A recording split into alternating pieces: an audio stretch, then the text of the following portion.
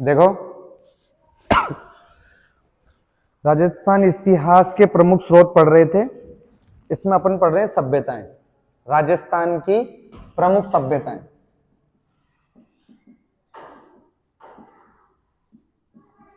प्रमुख सभ्यताएं, इसमें हम क्या पढ़ चुके हैं? कौन सी वाली पढ़ चुके हैं? फर्स्ट पढ़ चुके हैं कौन सी? कालीबंगा। एक बार रिवीजन कर लें इसका, एक बार रिवीजन कर लेते हैं कालीबंगा का, जो नए हैं वो भी समझ जाएंगे। कालीबंगा कहां पर है? कालीबंगा किस जिले में है? हनुमानगढ़ में है। कहां पर है?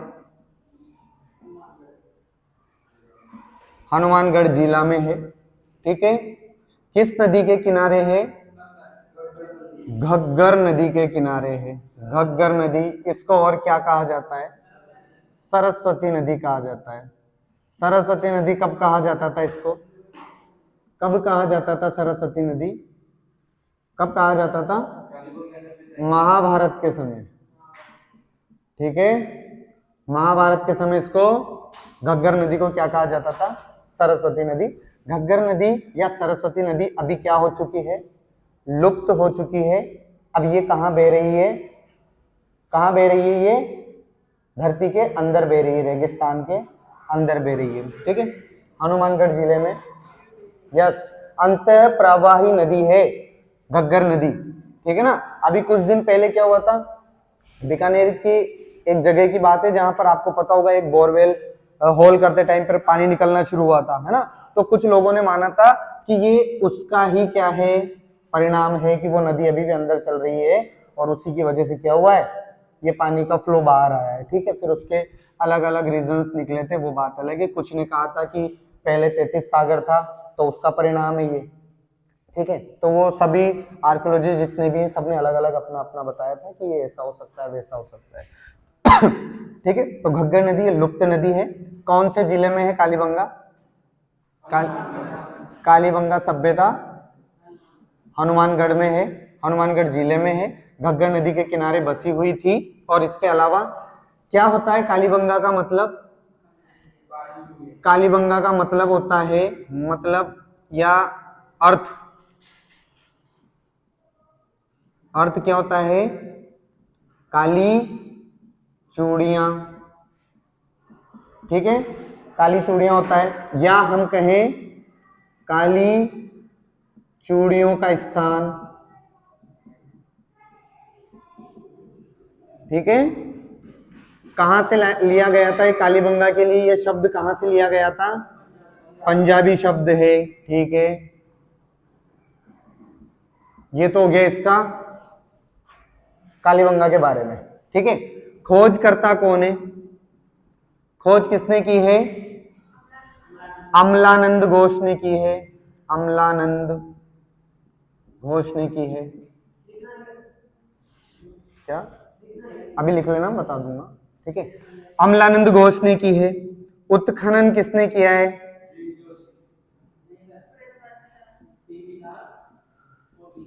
बीबी लाल और बीके थापर ने किया है। ठीक है, इसके अलावा क्या क्या साक्ष्य मिले हैं यहां पर? इंपॉर्टेंट है, जुते हुए खेत मिले हैं। अब इस खेत से ही रिलेटेड एक और चीज कि खेत में क्या होती थी? संयुक्त फसलें हुआ करती थी। संयुक्त फसलें क्या होता है? संयुक्त फसलों का मतलब संयुक्त फसलें हुआ करती थी, मतलब एक साथ, ऐसा नहीं कि एक खेत में एक ही फसल उगाई जाती थी। संयुक्त फसलें, अलग अलग फसलें उगाया करते थे, साल में 2 फसलें उगाया करते थे। ठीक है ना, समझ गए ना। संयुक्त फसलें कौन कौन सी फसलें उगाया करते थे? गेहूं, जौ और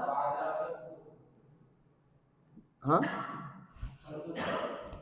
बाजरा, सरसों, चावल।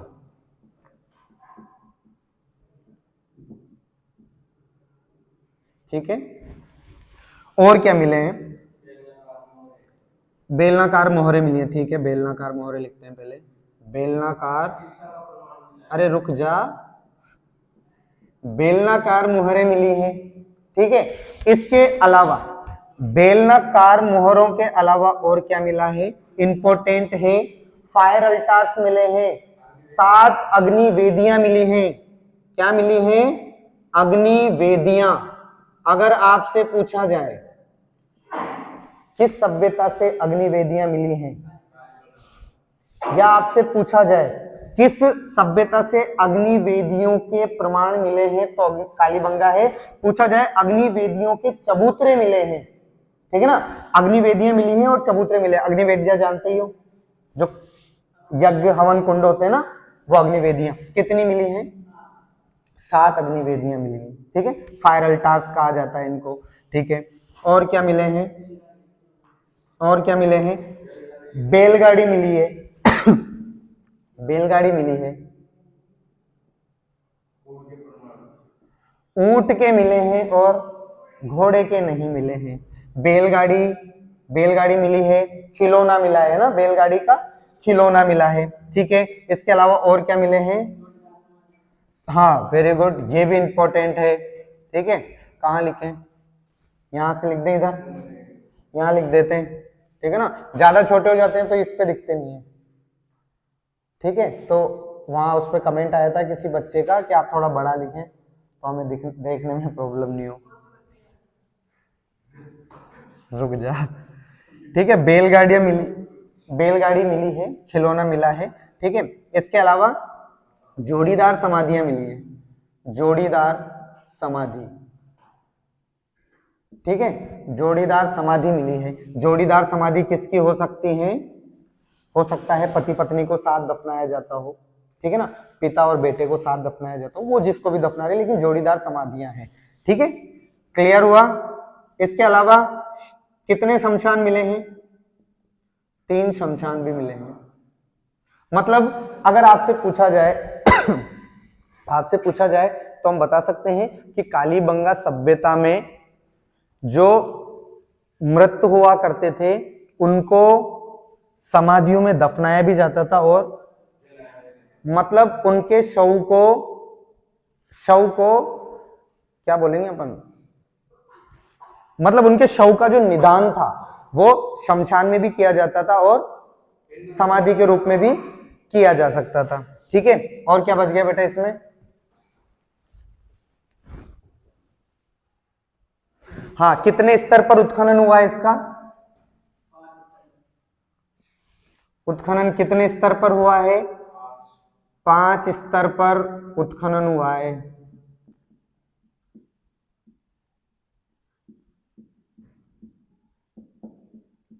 इसमें से जितना समझ में आ रहा है, जैसे समझ में आ रहा है लाइन से ऐसा कैसे लिख लो, ठीक है। जिसने लिख रखा है उसका, हाँ, हाथी के दांत का कंगा भी मिला है। हाथी दांत का क्या मिला है? कंघा मिला है। चिकित्सा शल्य के बारे में जानते थे, ये कैसे पता चला हमें? छिद्रित खोपड़ी मिली है, छिद्रित खोपड़ी मिली है, छिद्रित खोपड़ी मिली है, छिद्रित खोपड़ी मिली है। इसका मतलब क्या है? ये शल्य चिकित्सा को जानते थे। शल्य चिकित्सा की क्या थी इनको?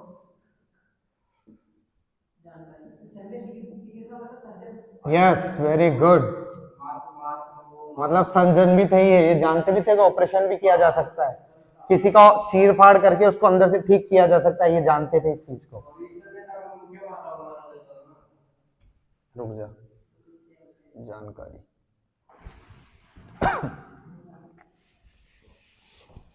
क्या बोल रहा है? इसको ऐसा कैसा लिख लेना है ना, नहीं दिख रहा, कोई बात नहीं, पहले अपन बता चुके ये है ना। लिख लो बेटा, इसमें बहुत कुछ है, अभी पहले ये लिख लें। तुमने लिख रखा है ना, बस तो फिर लिखा हुआ है ना अपने तो। हनुमानगढ़ जिले में।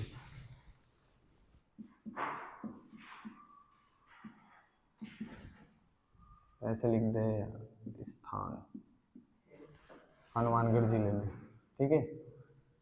घग्गर नदी या सरस्वती नदी के किनारे, ये ना ये बचपन में लिखाया जाता था, तुम्हें ये 12th तक लिखाया जाता है पूरा वाक्य बना के। अब तो आप नोट्स बनाना सीखो तो ऐसे ही लिखे जाएंगे ये, है ना। वर्ड्स लिखा हुआ है तो उससे अब समझने की कोशिश करेंगे हम कि इसका मतलब क्या निकल के आता है, ठीक है ना। स्थान है हनुमानगढ़ जिले में पाई गई है, किस नदी के, घग्गर नदी या सरस्वती नदी के किनारे पाई गई है। इसका कालीबंगा का अर्थ क्या होता है, काली चूड़ियां या काली चूड़ियों का स्थान होता है। ये शब्द कहाँ से आया है, पंजाबी शब्द है। खोज किसने की है, अमलानंद घोष ने की। कब की है, कब की, यस कब की है, 1951-52 में की है।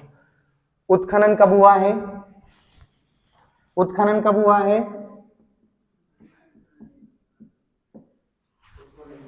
1961 से 69 तक हुआ है, ठीक है।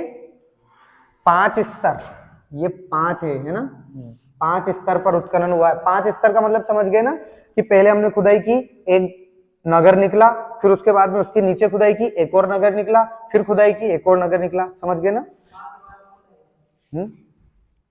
नहीं मिला होगा, खोदा तो होगा कुछ और मिल जाता, अभी कुछ और बड़ा मिल जाता। कालीबंगा सभ्यता इंपॉर्टेंट है।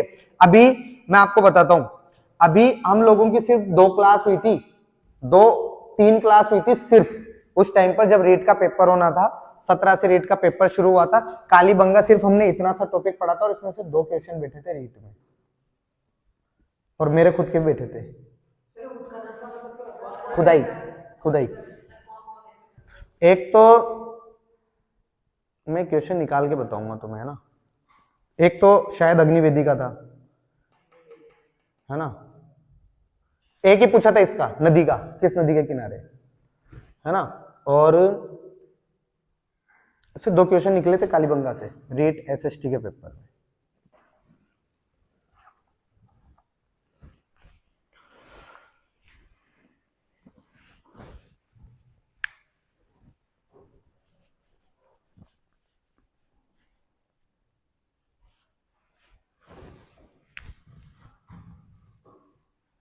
लिख लो, इसको लिख लो पहले।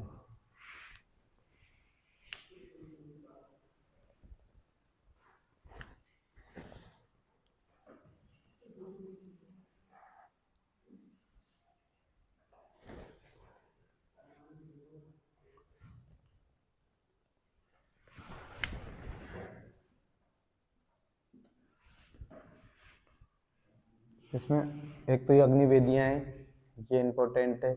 इसके अलावा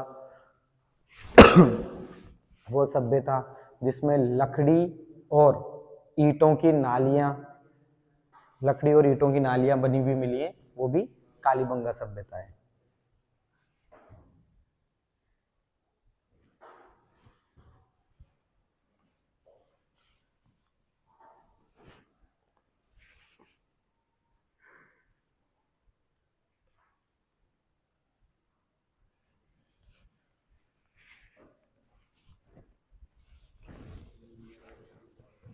कालीबंगा सभ्यता कौन सी सभ्यता है, कांस्य युगीन है, बताया था ना। कांस्य युगीन, का से कालीबंगा और का से ही कांस्य युगीन, ठीक है। का से कालीबंगा और का से कांस्य युगीन, ये पूछा जाता है कि मतलब अभी मैंने जैसे आपको कल बताया था ना, क्रम में देने लग गए, तो उनमें से मानो आपसे पूछ लिया इनमें से कांस्य युगीन सभ्यता है, तो फिर वो कालीबंगा ऑप्शन में आएगा, तो कालीबंगा उसका आंसर है, ठीक है। लोह युगीन मैंने बताया था बेल, आगे पढ़ेंगे उसमें आएगा बेल, ठीक है। बेराट लोह युगीन है, ठीक है ना। बेराट जब हम पढ़ेंगे ना, बेराट, तब इसमें हम देखेंगे इसकी ट्रिक ये है बेल। बेल बे से बेराट है, और सॉरी बे से बेराट है और ल से लोह युगीन है, ठीक है ना।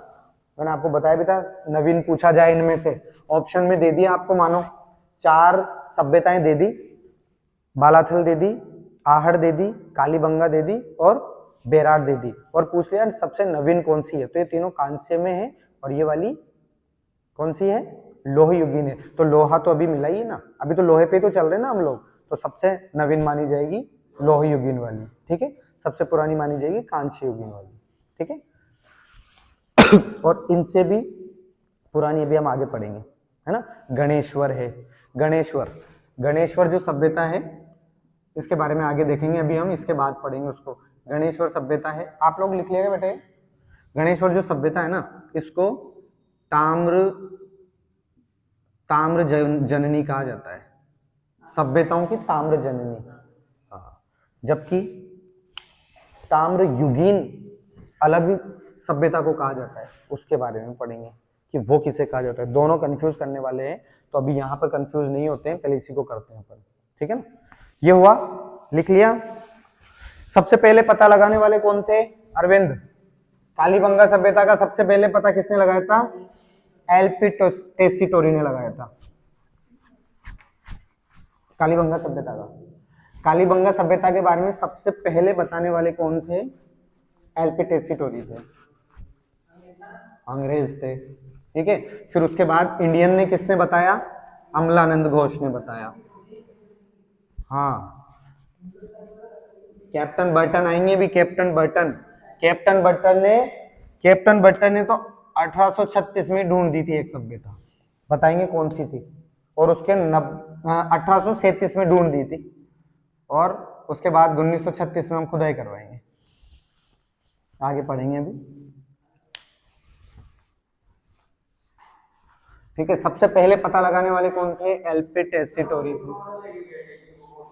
बेवकूफ है तो चलो, काले रंग की चूड़ियां लिख लिया, खोजकर्ता लिख लिए, एलपी टेसीटोरी।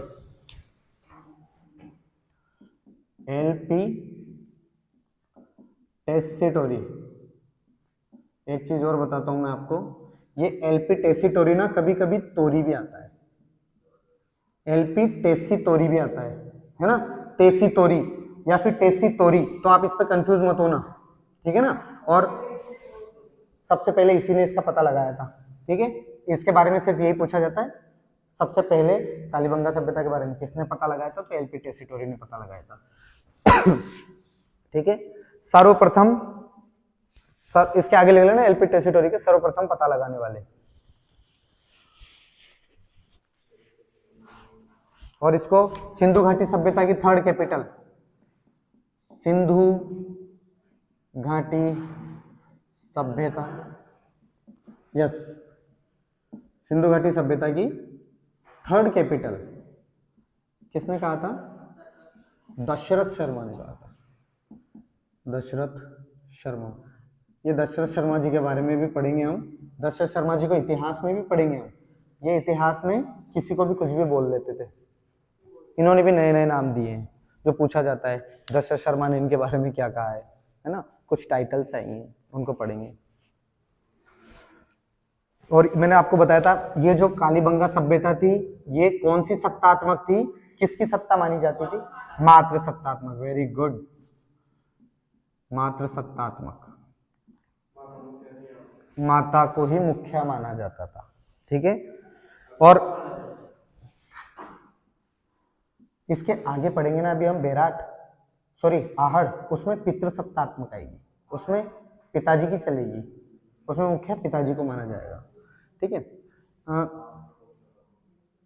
ईंटों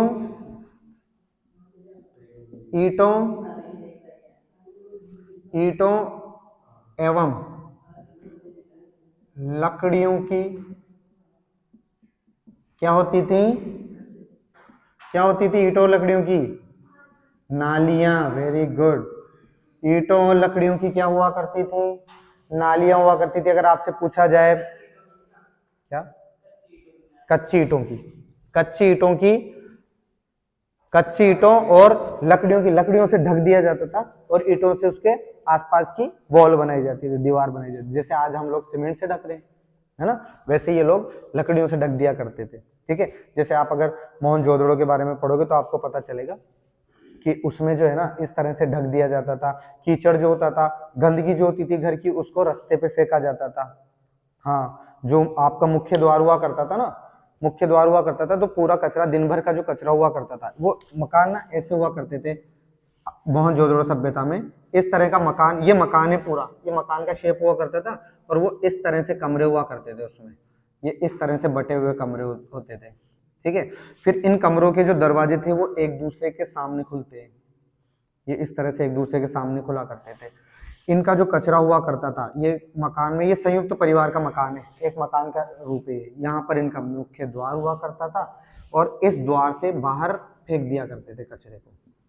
क्यों फेंक दिया करते थे? ताकि जो लोग वहां से निकल के जाएंगे उनके पैरों से वो कचरा दब जाए, ठीक है। इनके पास कचरा निष्ठान का कोई ऐसा प्रोसेस नहीं था कि कहीं कचरा फेंकने जा रहे हैं या कुछ, ठीक है। मोहनजोदड़ो के बारे में एक पूछा जाता है, मोहनजोदड़ो को क्या कहा जाता है? मुर्दों का टीला कहा जाता है, मुर्दों का टीला, ठीक है, मुर्दों का टीला कहा जाता है।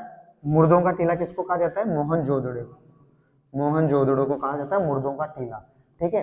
इसके अलावा मृतकों का टीला, मृतकों का टीला, एक ही बात है, बिल्कुल सही कहा तूने, बात तो तूने सही कहा, बात एक ही है, मृतकों का कहो या मुर्दों का कहो, एक ही बात है। लेकिन अगर ऑप्शन में मोहनजोदड़ो नहीं आता है तो फिर वो आहड़ सभ्यता है, ठीक है। आगे पढ़ेंगे अभी हम, वो राजस्थान के, ये मोहनजोदड़ो हमारी है ही नहीं सभ्यता, कहाँ की है? पाकिस्तान की है, ठीक है ना। क्या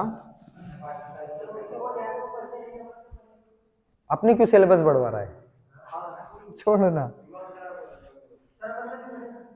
ठीक है। और क्या, सिंधु घाटी सभ्यता की थर्ड कैपिटल दशरथ शर्मा ने कहा है, ठीक है। उत्खनन करता हो गए बीबी लाल और बीके थापर, और उत्खनन कर्ताओं में साथ देने वाले, उत्खनन कर्ताओं में साथ देने वाले, प्रश्न यहां से भी आ रहा है ना, उत्खनन कर्ताओं में साथ देने वाले कौन कौन थे?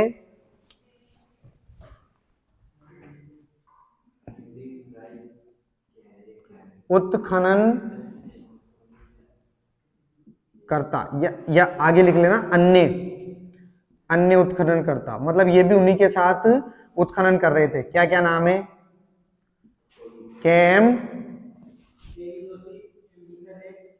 केएम श्रीवास्तव, यही है ना, एमडी खरे, जेवी जोशी और एसपी जैन, ठीक है। अब सुनो, ये इतने सारे दे दिए तो सर पूछा कैसे जाएगा, क्वेश्चन कैसे आएगा? ऐसे आएगा कि मानो आपको क्वेश्चन दिया गया है कि निम्न में से कालीबंगा के उत्खनन में शामिल नहीं थे, तीन नाम तो इनमें से कोई से दे दिए, और एक इनके अलावा कोई सा भी दे दिया, मान लो दयाराम साहनी दे दिया, दयाराम साहनी दे दिया, समझ गए? कोई एक नाम अलग से दिया जाएगा, इसके अलावा जरूरी नहीं है केएम श्रीवास्तव, एमडी खरे, जेवी जोशी, इनके अलावा हो सकता है इसके बीच में बीबी लाल भी दे दिया जाए, बीके थापर भी दे दिया जाए, ठीक है। क्वेश्चन पढ़ना इंपॉर्टेंट है, क्वेश्चन को पढ़ के समझना इंपॉर्टेंट है कि क्वेश्चन पूछ क्या रहा है ना। कई बार क्या होता है कि हम लोगों ने ये क्वेश्चन पढ़ा कि क्वेश्चन क्या है कि निम्न में से कालीबंगा उत्खनन में शामिल नहीं थे, ठीक है, और हमने क्या सोच लिया, निम्न में से कालीबंगा सभ्यता का उत्खनन किया है, और हमने फटाफट देखा बीबी लाल या बीके थापर, खट ए आंसर सीधा, जबकि वो गलत चला गया। क्वेश्चन हमने अच्छे से पढ़ा ही नहीं, उसने पूछा नहीं थे, क्योंकि हम सोचते हैं उत्खनन करता दो ने किया होगा, दो का नाम एक साथ दे दिया तो दो तो आंसर हो ही नहीं सकता, जबकि उसने पूछा इनमें से निम्न में से शामिल नहीं थे, ठीक है। तो फिर हमें जो होगा, चाहे वो कोई भी हो सामने, समझ गए ना। ऐसे इस तरह से क्वेश्चंस पूछे जाते हैं इसमें से भी, ठीक है। उत्खनन के स्तर 5 रहे हैं। मकानों में भी ईंटों का प्रयोग हुआ है, ठीक है। मकान किससे बनाए गए हैं? मकानों में ईंटों का प्रयोग हुआ है,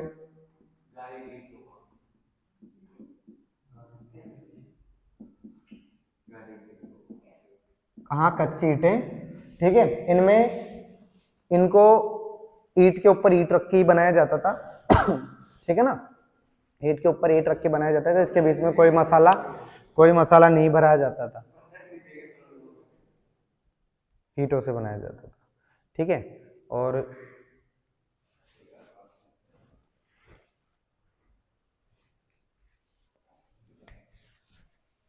अग्निकुंड हो गए, वेदिकाएं हो गई, मात्र सत्तात्मक हो गया, लकड़ी ईंटों की नालियां हुआ करती थी। दुर्ग के अवशेष, नीचे लिखो दुर्ग के अवशेष, अगला लिखो दुर्ग के अवशेष, लिख लोगे ना बोलूंगा तो। अगला पॉइंट लिखो, यहां तक लिख लिया मकानों में ईंटों का प्रयोग हुआ था। अगला लिखो दुर्ग के अवशेष मिले हैं।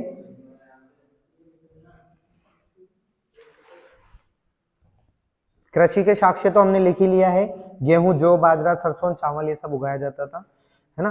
तांबे के बेल मिले हैं, जुते हुए खेतों के प्रमाण मिले हैं, और बलि के भी प्रमाण मिले हैं। अगला लिखो बलि के प्रमाण, बलि के प्रमाण, यानी यहाँ पर बलि भी हुआ करती थी, इस चीज के भी प्रमाण मिले हैं हमें।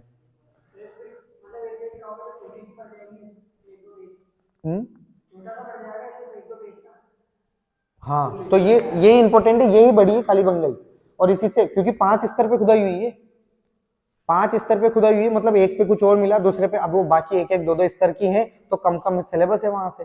जितना स्तर अब तू बोल रहा है कि छठा भी खोदना चाहिए था, तो और सिलेबस बढ़ जाता, एक पेज और लिखना पड़ता हमें, समझ गए ना। तो भरेगा इसमें, ये इंपॉर्टेंट भी है कालीबंगा, हर कंपटीशन में आता है इसमें से, चाहे तुम एक छोटा से बीएसटीसी का दो या बड़े लेवल का कोई भी एग्जाम दो, राजस्थान पुलिस का दो, किसी का भी दो, आता ही आता है, कालीबंगा आता ही आता है। हाँ अच्छा, चलो ठीक है।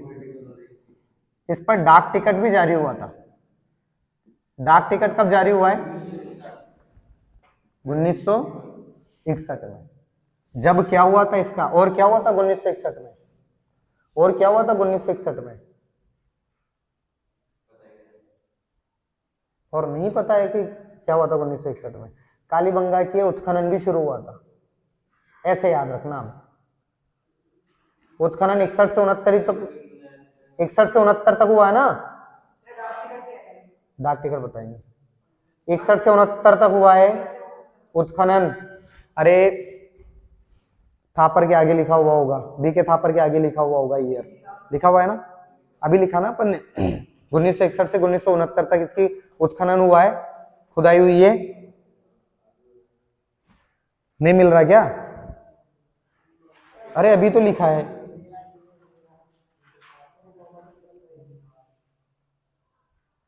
मिल गया?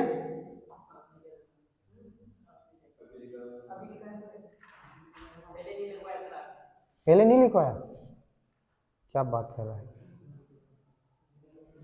ये ईयर नहीं लिखाया था मैंने, और वो मिला जो ईयर, खोज वाला ईयर, खोज वाला लिखा हुआ है। अभी मैं क्लास खत्म होने के बाद ऑनलाइन देखूंगा, अगर नहीं लिखा, अगर लिखा होगा मैंने तो बताऊंगा तुझे, ठीक है ना। तो अब याद रख लेना, अब लिख ले उसको, ऐड करो ऐड करो ऐड करो, जिसके नहीं लिखा हुआ है वहीं लिख, बी के थापर के आगे लिख दे, कब हुई है उत्खनन, उत्खनन करता हूं के आगे लिख दो। 1961 से कब तक हुई थी? 69 तक हुई थी, ठीक है ना। और यहां से ही स्टार्ट हुआ है उत्खनन, और यहीं पर डाक टिकट जारी हुआ है। डाक टिकट क्या होता है? डाक टिकट जो आपकी पूरा जो डाक होता है ना, एक चिट्ठी होती है, इस चिट्ठी के ऊपर यहाँ पर एक टिकट लगाया जाता है, जो टिकट सरकारी होता है, और उसी की वजह से जो डाकिया रहेगा वो आपके पोस्ट को, इस पत्र को आगे लेकर जाएगा। अगर ये इस पर नहीं लगा हुआ है तो वो उस पोस्ट को नहीं लेके जाएगा, मतलब इस पोस्ट का प्रमाण होता है कि हाँ ये सरकार की तरफ से जारी हो चुकी है, अब इस पे स्टाम्प लग चुका है, अब ये आगे जाने को तैयार। क्या? हाँ तो वही तो कह रहा हूँ ना, उसी की तो कह रहा हूँ मैं, उसका डाक टिकट जारी करवाया था, कब करवाया था? 1961 में। इसके अलावा संग्रहालय बनाया गया, कालीबंगा संग्रहालय कहाँ बनाया है? वेरी गुड, जहां की है वहीं बनाएंगे, ठीक है। संग्रहालय कहाँ बनाया है? हनुमानगढ़ में, हनुमानगढ़ में बनाया है। कब बनाया है ये इंपॉर्टेंट है, कब बनाया है? 1986, 85, 86 में बनाया है। कैसे? पता नहीं, बेवकूफ है। संग्रहालय तो तब बनेगा ना जब यहाँ से चीजें हमें मिलेंगी। संग्रहालय क्या होता है? म्यूजियम होता है, चीजें मिली उनको रखा हुआ है वहां पे। 51, 52। हाँ ठीक है।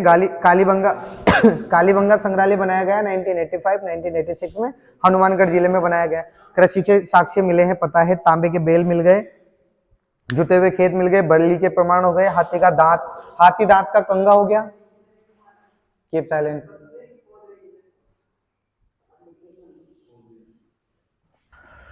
हाथी के दांत का कंगा, ठीक है। ऊंट के प्रमाण मिले हैं, लिखा था क्या अभी अपन ने? लिख लिया ऊंट के प्रमाण? नहीं लिखा, ठीक है ना। हाथी दांत का कंगा मिला है तो लिख लिया, ठीक है। उसके अलावा लिखो ऊंट के प्रमाण, ऊंट के प्रमाण मिले हैं किंतु घोड़े के नहीं। मतलब ये लोग ऊंट को तो जान गए थे, हाथी को जान गए थे, बैल को जान गए थे, घोड़े को नहीं जाने थे। संयुक्त फसलों के प्रमाण मिले हैं, संयुक्त फसल बता दिया मैंने, ठीक है। जुड़वा समाधियां मिली हैं, बेलनाकार मुहरें मिली हैं। बेलनाकार मुहरें मतलब, बेलनाकार मुहर का मतलब ये, जैसे ये है, ये इस तरह की मोहर मिली है कि इसको ऐसे लगाया और ऐसे करके, समझ गए ना, ऐसे किया जाता है। लग रहा है ना? जा रही है बकायदा, जाती है जाती है। और फिर मेरी आदत है, मैं चिल्ला के पढ़ाने लग जाता हूँ, तो वो कम जाती है, वही बढ़िया है ना। वो ज्यादा जोर से हो जाती है। कोई बच्चा अगर ईयरफोन लगा के पढ़ रहा हो तो उसके क्योंकि मैं क्या, पढ़ाते मैं तेज बोलने लग जाता हूँ, है ना, आदत है मेरी, ठीक है। छिद्रित खोपड़ी लिख लिया ना, छिद्रित खोपड़ी मिली है, जिससे ये प्रमाण जारी हुआ है, जिससे हम ये समझ सकते हैं कि यहाँ पर शल्य चिकित्सा को भी जाना जाता था। अग्निवेदियां हो गई। गाय के मुख वाले प्याले मिले हैं, गाय के मुख का प्याला मिला है, नीचे दिखेगा नहीं, मतलब जो प्याला है, जो पानी पिलाने का है ना, वो गाय के मुख के आकार का बना हुआ है। मतलब बैल को जानते थे तो गाय को भी जानते होंगे ना।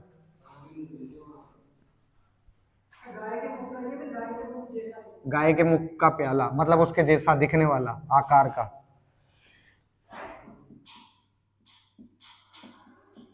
मुख जैसा लिख लो, प्याला मिला है।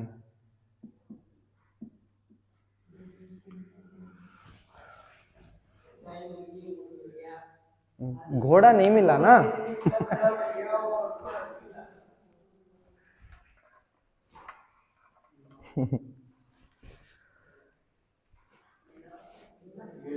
मिट्टी के बर्तन मिले हैं, खिलौने लिख लिया था अपन ने, खिलौने मिले हैं, मिट्टी के बर्तन मिले हैं, मिट्टी के बर्तन जिनको क्या कहा जाता है? वेरी गुड, मृद भांड। अगर आपसे मृद भांड आ जाए तब भी यही आंसर है कि हाँ मिट्टी के बर्तन यहाँ से मिले, ठीक है ना। हाँ हाँ, और सभ्यताओं में मिले, सबके कलर अलग अलग रहेंगे। जैसे इसमें जो घड़े थे, इसमें जो प्याले हैं, घड़े हैं ना, उन पर काली काली लाइनें बनी हुई हैं। हम ये सोचेंगे काली बंगा का मतलब तो ये हुआ कि काले बर्तन मिले होंगे। काले बर्तन नहीं है, बर्तन लाल हैं। बर्तन कैसे हैं? लाल हैं, भूरे हैं। अब हमें ये कैसे पता है कि बर्तन लाल और भूरे मिले हैं? कैसे याद रखना है? पता तो बता ही दिया कि लाल भूरे मिले हैं, लेकिन हमें ट्रिक याद रखना है, आइडिया याद रखना है कि कैसे पता। हनुमानगढ़ वाला एरिया है, वहां पर घग्गर नदी है। घग्गर नदी हमने कहा कि रेत के नीचे बह रही है, मतलब वहां पर रेत है। रेत है तो मतलब लाल मिट्टी है, भूरी मिट्टी है, तो फिर बर्तन जो बनेंगे वो भूरी मिट्टी लाल मिट्टी के ही बनेंगे। तो बर्तन जो थे वो भूरी मिट्टी के थे, लेकिन उसके ऊपर काली काली रेखाएं, डिजाइनें बनी हुई है काली काली, ठीक है ना, क्लियर। तो मृद भांड जो मिले हैं वो भूरी मिट्टी के मिले हैं, लाल मिट्टी के मिले हैं, इसके अलावा उन पर जो वहां के घड़े मिले हैं, मृदभांड मिले हैं, जो भी बर्तन मिला है उसके ऊपर काली काली रेखाएं हुई हैं या डिजाइन्स बनी हुई है, पेंटिंग्स बनी हुई है। क्लियर? मिट्टी के बर्तन मिले हैं, मृदभांड मिले हैं, इसके अलावा कांसे के दर्पण मिले हैं। कांसे को पतला कर दिया जाता था,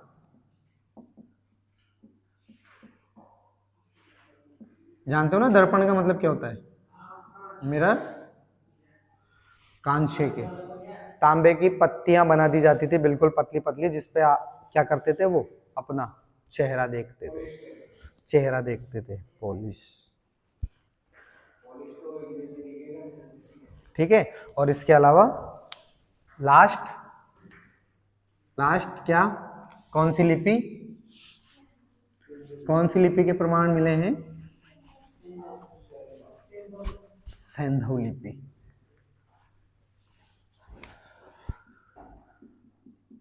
सैंधव लिपि, सैंधव लिपि के प्रमाण मिले हैं। चलो ठीक है, सैंधव लिपि क्या होती है? किधर से किधर लिखा जाता है? सैंधव लिपि की दिशा क्या होती है? सैंधव लिपि की दिशा क्या होती है? दाएं से बाएं, राइट टू लेफ्ट, दाएं से बाएं। क्या? उर्दू, जैसे उर्दू होती है ना, इस तरफ से लिखना स्टार्ट होता है, ठीक है, जबकि हम हिंदी को इस तरफ से लिख रहे हैं। क्लियर? ये सैंधव लिपि है।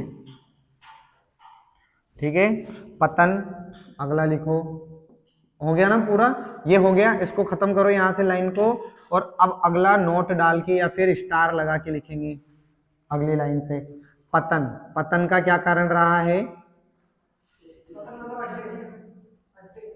पतन का मतलब क्या होता है? नहीं नहीं, वो पतन होता है, वो पतन होता है, हवाई पतन है ना, वो पतन होता है, पतन बोल रहा हूं। हाँ पतन ही होता है, ये पतन ही होता है। पतन क्या होता है? पतन का मतलब डिसइंटीग्रेशन, मतलब नष्ट होना, खत्म होना। क्या कारण रहा है? नदी में बाढ़, या नदी में बाढ़, या इस कालीबंगा सभ्यता का पतन। कि आखिर ये नष्ट कैसे हुई, कैसे ये जमीन के अंदर मिली हमें, कैसे ये जमीन के अंदर चली गई, जबकि बाहर थी ये तो, है ना। जब भी बाहर एक नगर बना हुआ था, शहर बना हुआ था, तो आखिर ये इतना नीचे कैसे दब गया कि 5-5 परतों में हमें निकालना पड़ा इसको, है ना। इतना नीचे कैसे चला गया? तो नदी में बाढ़ आने की वजह से, रेत आ जाने की वजह से, या रेत की आंधियों से, क्योंकि रेगिस्तानी एरिया के पास है, आंधियों की वजह से। ये क्या रही हैं? इसके पतन के कारण रहे हैं। और इसको हम डायरेक्ट ना, ये वैसे तो आपसे डायरेक्ट पूछा भी नहीं जाता है, ठीक है ना, लेकिन अगर कहीं पूछ लिया जाए तो नदी, ज्यादातर तो जितने भी सभ्यताएं हैं, सभी के नष्ट होने का कारण क्या रहेगा? क्योंकि सभी नदी के किनारे ही बस रही हैं, नदी का बाढ़ आने की वजह से या नदी के सूख जाने की वजह से, ठीक है, नदी के सूख जाने की वजह से। अभी जैसे आहड़ है, आहड़, इसके बारे में जब हम पढ़ेंगे, अभी नेक्स्ट यही है आहड़, तो इसमें क्या आया था? प्राकृतिक आपदा आई थी, प्राकृतिक आपदा, प्राकृतिक आपदाओं की वजह से। प्राकृतिक आपदा यही है, सूखापन आ जाना, ठीक है, नदी का नहीं आना या नदी का ज्यादा आ जाना, ठीक है। तो इनकी वजह से, प्राकृतिक आपदा होने की वजह से ये नष्ट हो गई थी, और ये अलग अलग जगहों पर चली गई थी, जैसे उदयपुर और राजसमंद, है ना, भगवानपुरा वगैरह, इनके बारे में भी पढ़ेंगे हम। हो गया? क्लियर है? कालीबंगा हो गई, कालीबंगा खत्म है, ठीक है। और अब चलेगी आहड़। हाँ नेक्स्ट।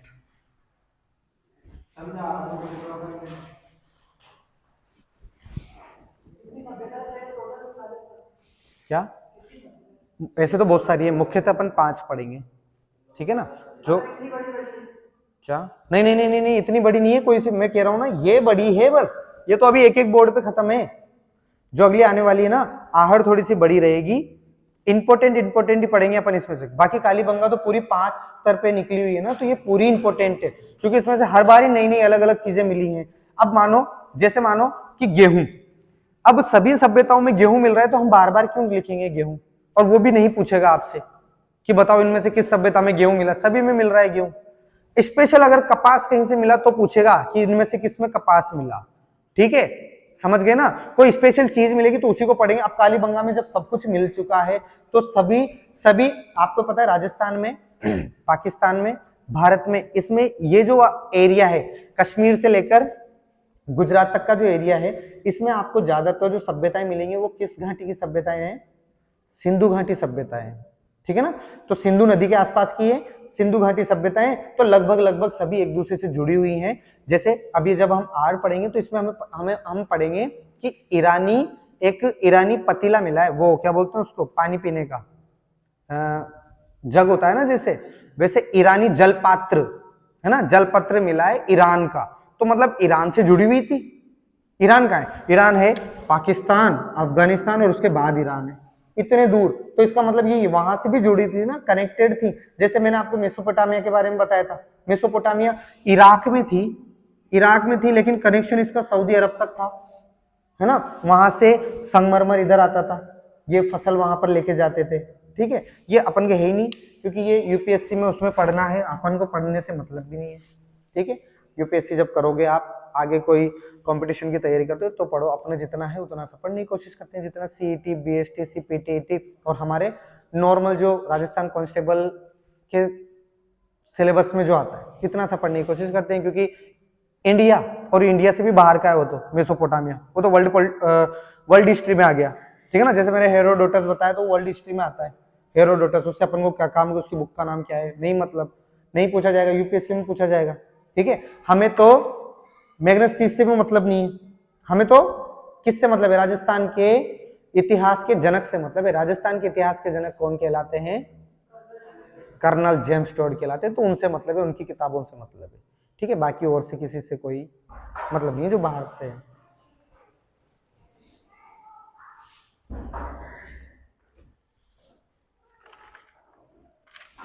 ठीक है, कल आहार सभ्यता पढ़ेंगे।